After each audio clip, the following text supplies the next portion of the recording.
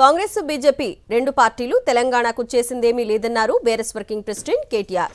అరచేతిలో వైకుంఠం చూపించిన కాంగ్రెస్ అధికారంలోకి వచ్చిందన్నారు.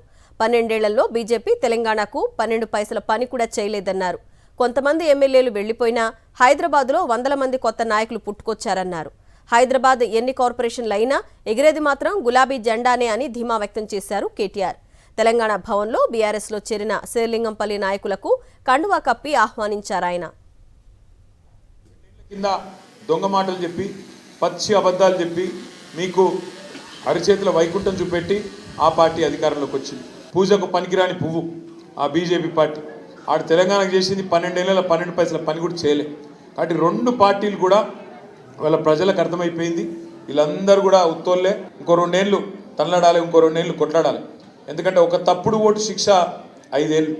ఎవరైతే వాళ్ళ సొంత పనుల కోసం వెళ్ళిపోయినారో శేర్లింగంపల్లిలో గాంధీ వెళ్ళిపోయిండు, అక్కడ పక్కన రాజేంద్ర నగర్లో ప్రకాష్ గౌడ్ సాబ్ వెళ్ళిపోయిండు, ఇక్కడ దానం నాగేంద్ర వెళ్ళిపోయిండు. పోయినోళ్ళు పోయినరు. కానీ బంగారమ్మ సొంటి కొత్త నాయకులు మళ్ళీ తిరిగి కేసీఆర్ గారి నాయకత్వంలో హైదరాబాద్ మహానగరంలో పార్టీని నిలబెట్టే నాయకులు వందల మంది ఇవాళ మనకు తోడైనరు. హైదరాబాద్ మహానగరంలో కార్పొరేషన్ 1 అయినా 2 అయినా 3 అయినా 4 అయినా ఎగిరేది మాత్రం గులాబీ జెండానే. ఇది మాత్రం పక్క, అందులో ఏ అనుమానం లేదు.